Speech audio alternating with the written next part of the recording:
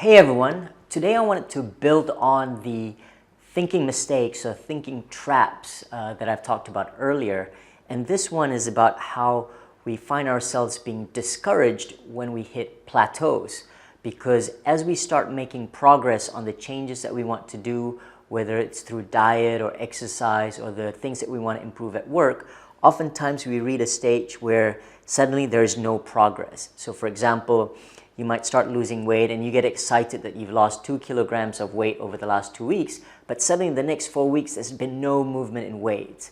Or for me, for example, when I first started running marathons, I would run at a specific time, and then I find that no matter how much I practice, not only was I not able to run faster, oftentimes I'd even be running slower than before.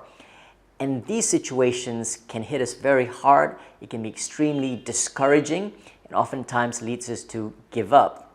But the reality is change doesn't happen in a smooth linear fashion.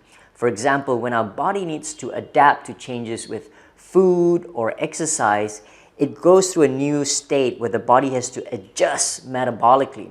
So you might actually be going through new states, but it just is not showing up in weight. It may, for example, be that you're shifting from less body fat to more body muscle, and that's actually a good thing, right? Similarly, the adaptation from running requires a different stimulus to reach a new plateau or lower state, and that may mean it's time to change your training regime in terms of how much you train or the intensity that you train, and oftentimes use these situations to find ways to create new training stimulus. And that applies to also even in a work or professional setting. If you find yourself in a plateau, try to figure out what's the new stimulus that you can add in to create a breakthrough from these plateaus. So good luck and don't give up when you hit a plateau.